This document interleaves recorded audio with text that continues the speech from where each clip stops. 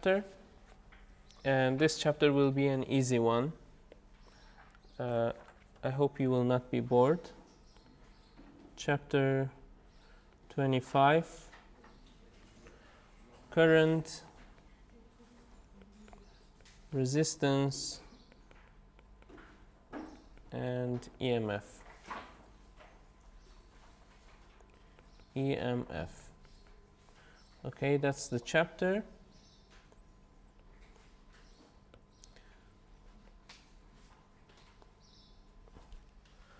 So, as I mentioned earlier, in the electrostatics,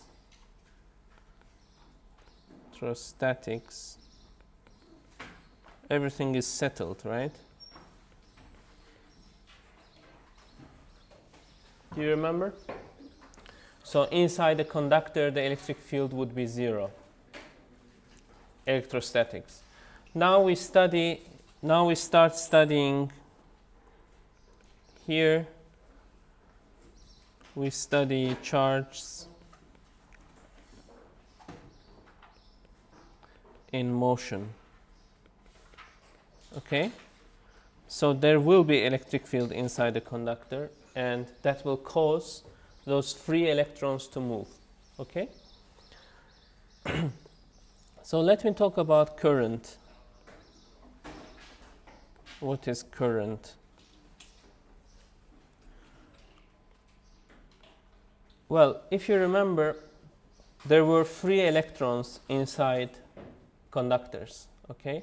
Sometimes those free electrons are called free electron gas by physicists. You might think that that's not really the case, but it is indeed really the case. They act as if there is some sort of gas inside a conductor, and let me say this is an electron inside a conductor. Maybe it's moving like this, like this, like this, bouncing off atoms, bouncing off each other, etc. Okay? And this velocity here, speed, the speed over there is in the order of 10 to the 6 meter per second. 10 to the 6. So light moves 10 to the 8 meter per second. This is moving 100 times slower than light, but still pretty fast, right? This is, let's say, no electric field inside the conductor. Now, when you apply electric field, let's say I take the same system. Let me just duplicate the same system. And now I apply an electric field in this direction.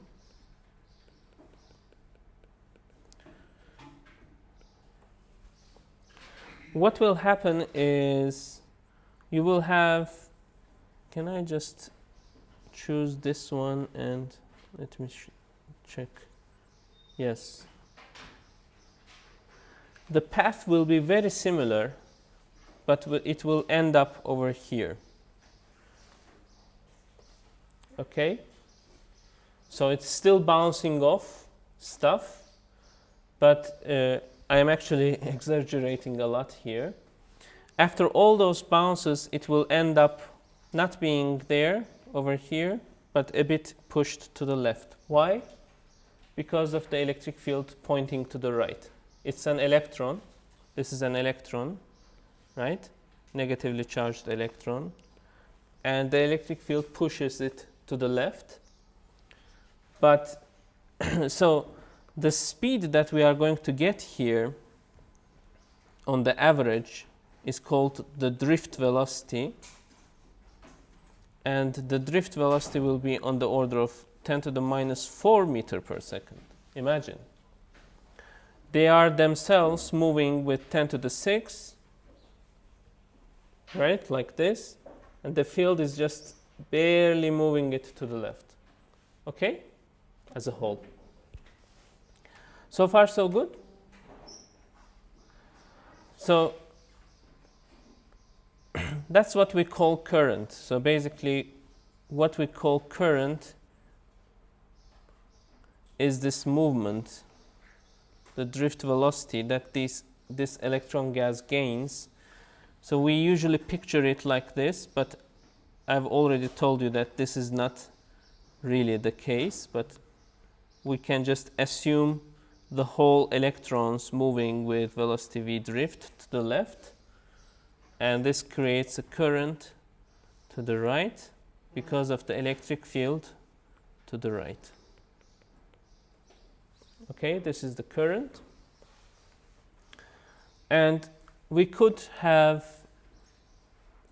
someone sitting here and counting how many electrons pass per unit time, and that will give us the current. So current is I, and it's the number of charge passing through a surface per unit time. So 1 coulomb per 1 second is 1 ampere. So far so good? Any questions? As I mentioned, very easy chapter here, so we will just flow with it. Okay? Let me introduce you to a concept, current density. Current density. What is current density? It actually has a direction.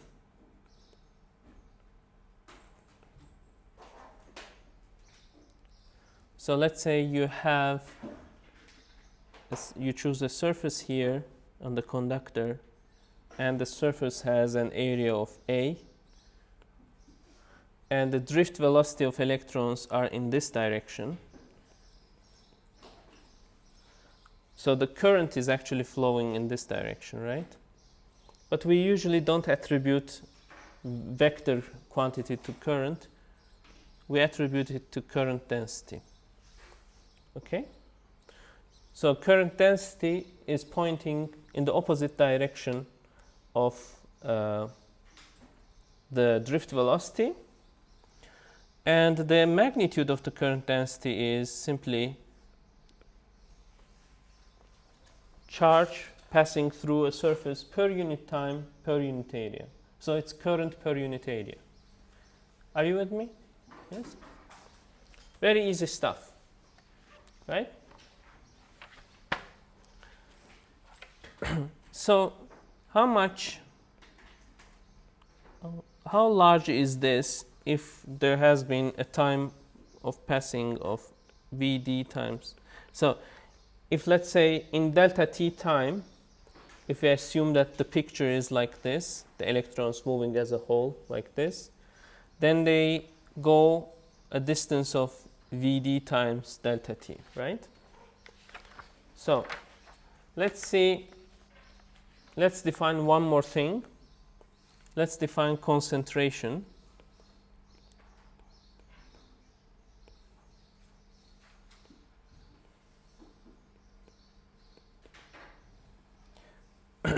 So I will define it with a little letter n. This is number of particles per unit volume. We are trying to arrive at an elegant formula here. So let's remember, I was delta Q over delta T, right? So how much of charge is being transferred over this surface over time delta T? We can find it by multiplying this volume with the concentration. That will give us the number of particles, right? If I multiply it with charges of the particles, then I will get the total charge. So delta Q here is going to be the charge of electrons times the density times the area times drift velocity times delta T. So what I did is I multiplied this distance with this area and I found the volume times n gives me the number of particles times charge per unit particle gives me this. Okay? Yes? What is particle? The particle is electron. Okay? Very good. Any other questions? So remember, J was, the current density was delta Q, let me just write it like this, I over A, which is delta Q over A delta T. And you can see that we are going to get some cancellations here. A delta T, A goes away, delta T goes away. So the magnitude of J is NeVd. NeVd. But what about the direction? The opposite of drift velocity. It's the opposite of drift velocity. So I have N times E times V drift as the magnitude, and the direction is negative. So this is our formula for the current density. Okay? Do you have any questions, comments? No? So, why do we define these things? We are hopefully arriving at something that is independent of geometry and it depends only on the material. Okay? Like, we are hopefully going to get something that applies to all iron, not just iron of this length, this area, and stuff like that. So that's why we are trying to divide by unit area and things like that, or finding concentration. So it all makes things independent of geometry. Now we will see how it connects to some material properties. So, for example, resistivity and conductivity are material properties. So let's see how they are defined. Resistivity is defined as, let me just write it down. Resistivity is rho. So it's not the density. So sometimes we run out of letters, right? And we use the same letter for two things, right? In this particular case, rho represents resistivity, and it's electric field divided by J. Electric field divided by current density. You see, we have defined current density and we have made use of it. So it was not just random definition. So this gives you resistivity, and its unit is ohm times meters. Okay? How about conductivity?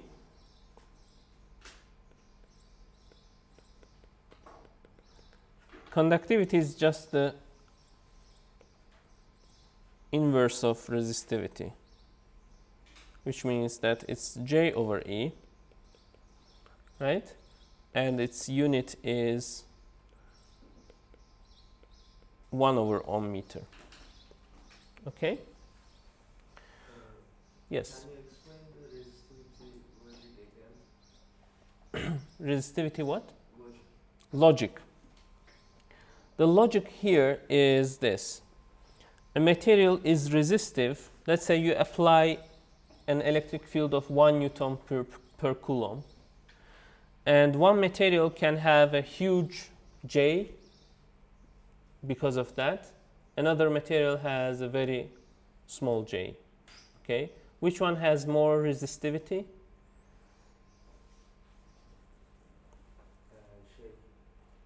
Small J. Yes, small J corresponds to higher resistivity because the system is resistive. It's like traffic jam. right? When electrons are jammed, then you have higher resistivity. They can't flow, although you are pushing as much as you can, let's say. Okay? Yes. Any other questions? You can think of resistivity as how poor the road quality is, not how large the road is, because that's geometry. Whether it's a perfect asphalt with no problems on it, then it's low resistivity, okay, or high conductivity. Why I'm mentioning this geometry? Because we are going to use actual materials, and then we are going to talk about resistance. Then, even if your material is poor, you can make the road larger so that you avoid traffic. Do you see? Yes? Good.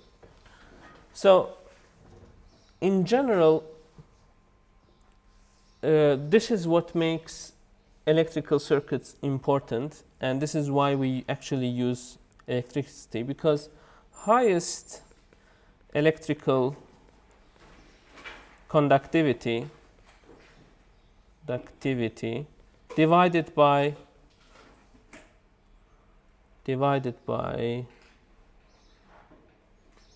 lowest electrical conductivity is in the order of 10 to the 20. 10 to the 20. Okay? So which means that we can have very good conductors versus very good insulators.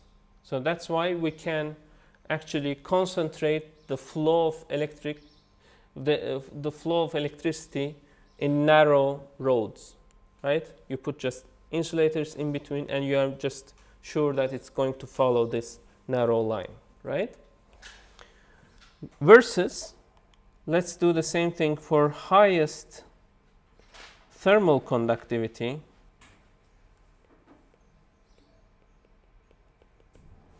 divided by lowest thermal conductivity. And it's in the order of 10 to the 3. Okay? So it's very hard to concentrate heat and temperature gradient in one place and send it through one place. Okay? In the notes, it says resistivity for the first one. Is it Nth phase, right? It doesn't matter, yes. Thank you very much. No, it's fine. Like, since they are inverse of each other, this still applies. So in the notes I wrote, in the previous year's notes, I wrote highest electrical resistivity divided by highest lowest electrical resistivity, which is equal to highest electrical conductivity divided by lowest electrical conductivity. Don't you think so? Yes. Yes? Uh-huh. Yes. Very good. Any other questions? So let's talk about Ohm's law.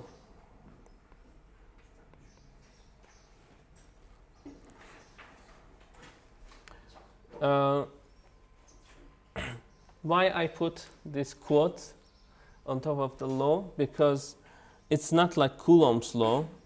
It's not true in general. We call it a law, but it's just an observation that some materials have this property, others don't. Okay? And I will not just write V equals to I times R, because that you already know. I will instead write, well, V equals to IR, yes, but it also means that rho is constant for a certain range of conditions, let me say. Okay? If rho is constant, then you can arrive at V equals to IR. I don't know if I am actually Yes, I will come to V equals to IR, but we haven't defined resistance yet. Do you see? So mainly, let me then erase this and just tell you that Ohm's law tells you rho is constant for a certain range of conditions. Okay? What kind of conditions can change that? For example, we can look at resistivity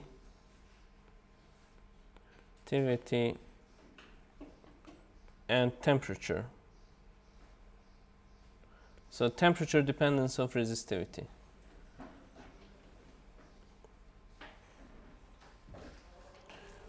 So temperature dependence of resistivity can be quite different for different materials. So let me give you a couple of examples. For metals,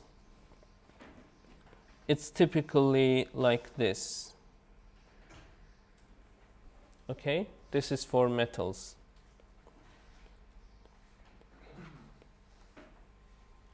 Okay, for semiconductors,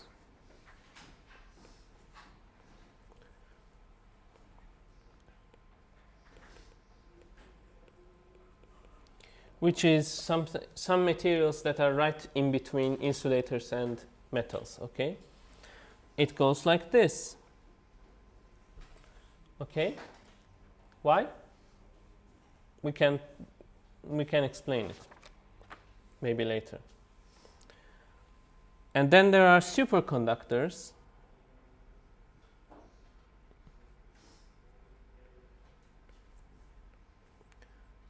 Let me just write superconductors.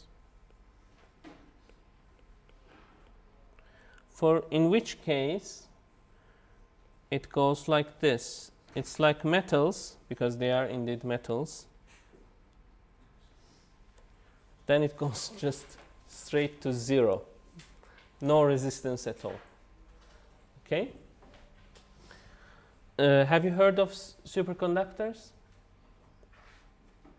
Yes? I think the story starts in 1910s, right? And it still continues. We figured out one sort of superconductors. We have a theory for them, but we don't have a clear theory for what we call high TC superconductors. Okay? So this is in the order of, okay, so for the classical superconductors, it's in the order of, let's say, 4 Kelvin. But for modern superconductors, I don't know what is the record. Maybe 110 Kelvin. It's still pretty cold. If you have room temperature superconductivity, then you will have dissipationless heat transfer. Electricity transfer. Dissipationless electricity transfer. They have made a lot of progress in the temperature values, but it is quite expensive, so they can't just Yes. get close to room temperature. Yes. Aren't there room temperature superconductors? Actually, they are, but they are under gigantic pressures this time. So there is another. We can't get. When we get room temperature, we don't get room pressure. Okay. Very interesting subject. And in the case of semiconductors, the reason why resistivity decreases as temperature increases, because, let me just briefly tell you why. So it's all about band structure, okay? You have filled electrons, filled electronic levels, and then empty electronic levels. So to have a free electron, the electron must jump to this empty band, and there it can go as it wishes. And temperature can help. Okay, so as you increase the temperature, there are more and more free electrons to move. Okay, but metals already have those free electrons, then the temperature increases actually these zigzags. So you increase the resistivity. Do you see the point? Yes? Okay, let me erase this so that you don't get confused. We do know what is the reason here. Now I can talk about the familiar subject to you, resistance. Okay? What is the resistance? Let's put... You didn't give a formula for temperature and resistivity connection. Oh, how did you... Bravo. Very good point. I skipped one part. Is Let- that formula so important to memorize? No. No formula is important to memorize. But this one is more so than the others. Okay? But do you actually need to memorize it? Like, does it take too much mental exercise for you? No, actually. Mm-hmm. But I really don't like memorize. Okay. Okay. Yes, it's a bit arbitrary, but let's talk about it. So we are basically describing this effect with this formula. So we say that rho t is rho 0, let me call it rho t0 times 1 plus alpha times t minus t0. Okay? So this is usually small.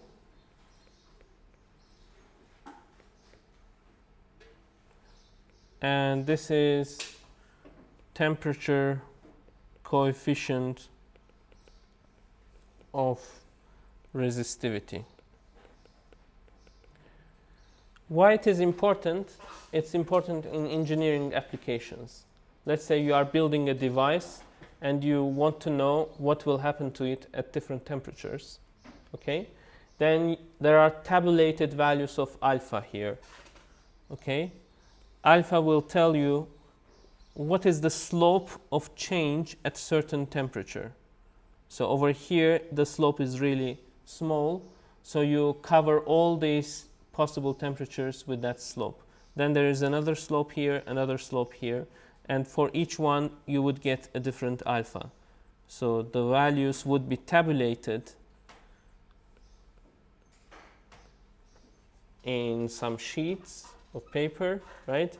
For this material with this property, alpha in between 10 Celsius and 20 Celsius is this. 20 and 30 is this. Boring stuff, okay? But boring, but very important. The only interesting problem that we ask in this respect is when you put two materials together and one of them has negative temperature coefficient of resistivity, so that it cancels the positive of the other one, so you get a material that has almost a flat resistivity at a certain range. That's a good application, yes. You can also give temperature as a function of current, and then we make the student check the difference in resistance. Yeah. I mean, even with this formula, you can find hard questions to ask, right? Very good. So let's look at a good old block of metal like this, cylindrical wire. Okay.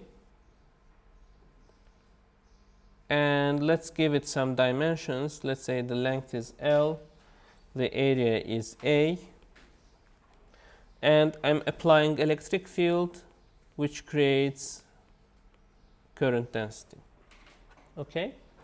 So let's write down all these formulas that we know and arrive at something. E is rho times J. Do you agree? I is J times A. Do you agree? Yes? V is E times L. Do you agree with this? Please be sure about it. Are you sure that this is the case? Yes? E times L, because E is constant. So the potential difference is E times L. Now we define resistance. So let's define resistance. And resistance is defined as voltage per current. So if you put together all this formula, all this, the plural of formula is not formulas, but the other one I can't pronounce very well. Formulae, something like this. So E times L, J times A, and J is what? E times L over, what was J? E over rho, right? E over rho times A. So you arrive at this formula that you already know. Rho times L over A. This is our Autobahn formula. Okay? To find how much traffic you are going to have,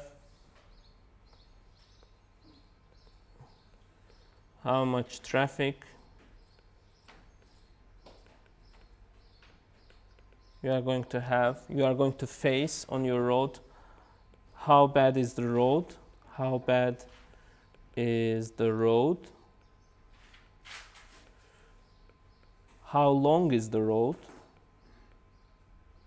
Okay, and how wide it is. If it's long road, even if you are moving nice and easily, it's a long road, so you face more resistance. Okay, if it's wide road, you face less resistance. And if it's a bad road, meaning that high resistivity, then you are going to have high resistance. Okay? And the unit of resistance is ohm, and 1 ohm is 1 volt per 1 ampere. Okay? You can imagine that there are, you can cook up a formula for R in general, which will be specific to a material. This particular circuit element has this much resistance and it has this much alpha, etc. Okay? Do you have any questions here? No questions? Very easy chapter, right? It's going very conductive chapter. Okay. So, now we can talk about ohmic and non-ohmic materials one more time. It's usually represented with IV curves. Okay, how much I do you get when you give a certain amount of V? And if you have an ohmic material, then you have this. Ohmic material would have V equals to I times R. So the resistance would be constant. Okay? Then if you have, let me just duplicate this.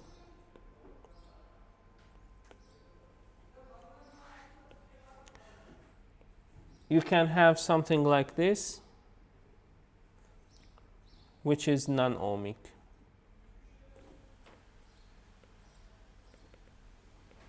And this is a typical behavior of a semiconducting diode, by the way.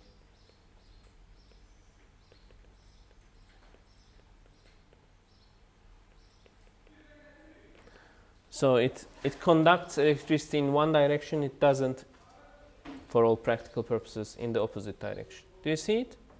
Yes? So these things exist. Don't be surprised when V is not always equal to IR, but depends on multiple stuff. Any questions, comments? ideas, suggestions? No? Egemen? Let me move to the next part. It's electromotive force, which is not really a force, doesn't have units of Newton. So let me say that it's not a force. It's basically a potential difference.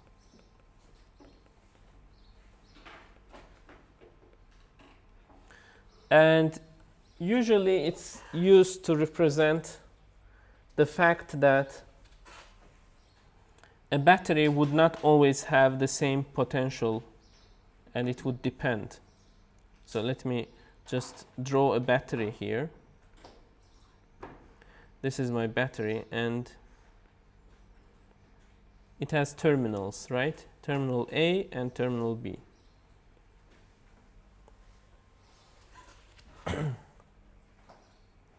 Now, when you connect this battery, in the ideal case,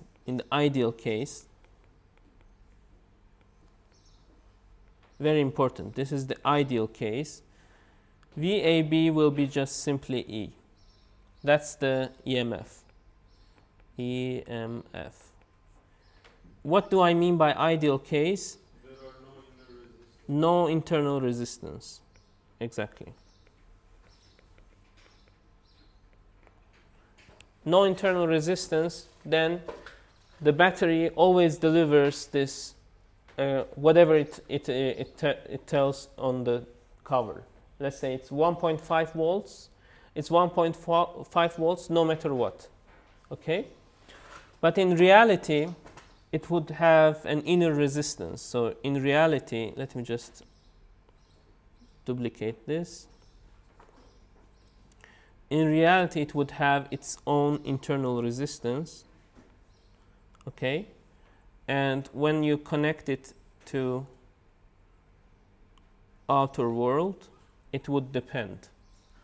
So the total, the thing is that, okay, let me just, so we think of it as, we think of it like this. It has some internal resistance, all right, and some EMF.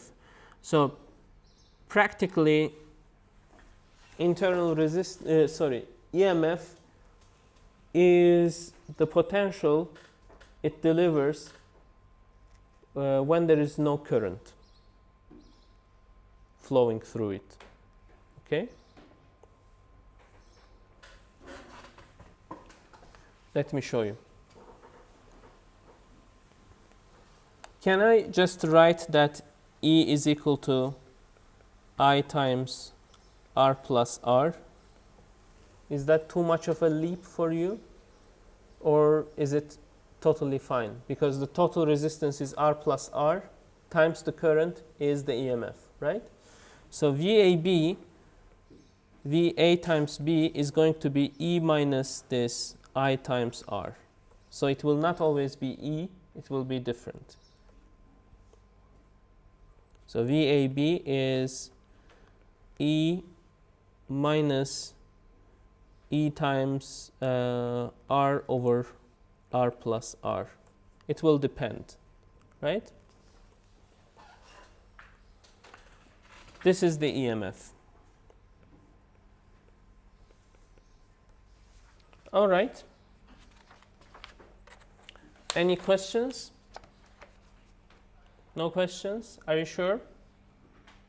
I promised it to be boring, and boring it is, right? Okay, let's continue. Let's talk about changes in potential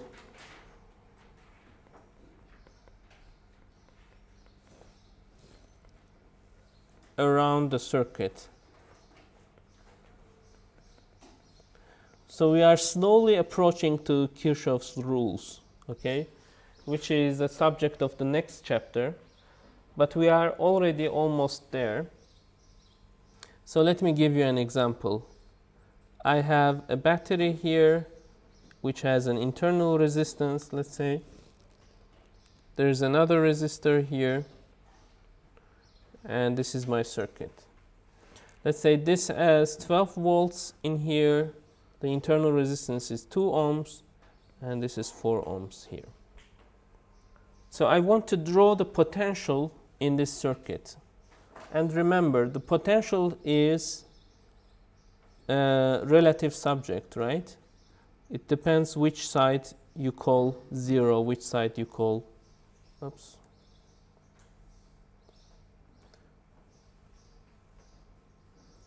It depends, okay? So, I usually, me personally, call this side of the battery 0 volts, okay? So I start with 0 volts over there, and then I jump up to 12 volts. So let me say this is the places. So I jump up, because of the battery, I jump up to 12 volts over here. Okay? Then I lose some of that potential because I'm facing resistance, right? So the potential drops, let's say, here, and then further resistance, it drops down to 0 again. Okay? Remember, always check for the following. The potential over here must be equal to the potential over here because there's no circuit element in between. It will be quite helpful for you in solving problems. If there is a circuit element, the potential might be different, like so. I go from here to here, potential different, here to here, potential different, etc. Right? So when I go from minus side of the battery to the plus side, the potential increases. And let's actually calculate the values. So this value is easy. This is 12 volts, right? If this is 0 volts, then that is 12 volts. Can you calculate this value? 8 volts. Everybody agrees? No reason to explain even, I guess. E is equal to I times small r plus capital R. Yes, so the current will be E over R plus R. So 12 over 2 plus 4, which is 2 amperes. So the potential drop in here will be I times R, right? Which is 2 times 2, which is 4. So that's why you drop 4 volts. Then the other one is 4 times 2, which is 8 volts, and you drop a further 8 volts. Okay, pretty easy stuff. So we can move on, right? Of course, we will make it complicated later in the next chapter. All right. Let's talk about power in the electric circuits. So power is basically shown by P, and it's work done per unit time,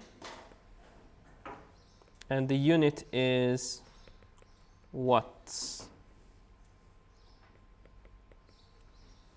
Okay, W, which is joule per second. All right. So to find what is power, let's assume that we have current passing through a point. Let's say this is point A, this is point B. Okay. And there is some current here.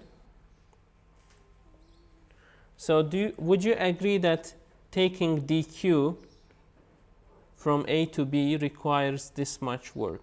dq times VAB. Okay. Then power is W over dt, which is dq over dt times V. Then power is I times V.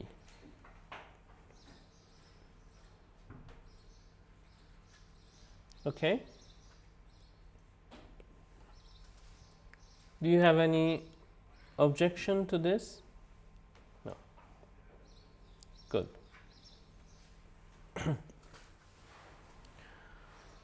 So, for example,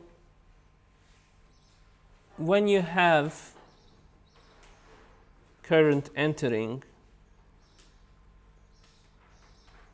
you see current is entering from the negative side and going in the direction of potential increase.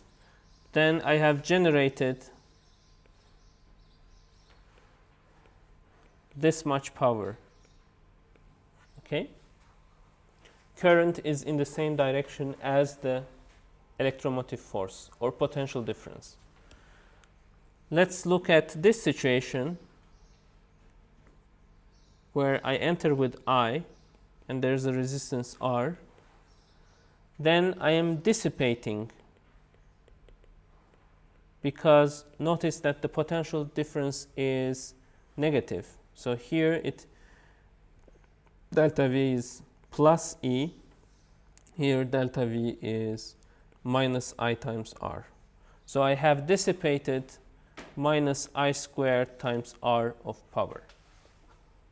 Okay, resistors dissipate, EMFs generate if the current is flowing in the proper direction. Okay? Do you have any questions at this point?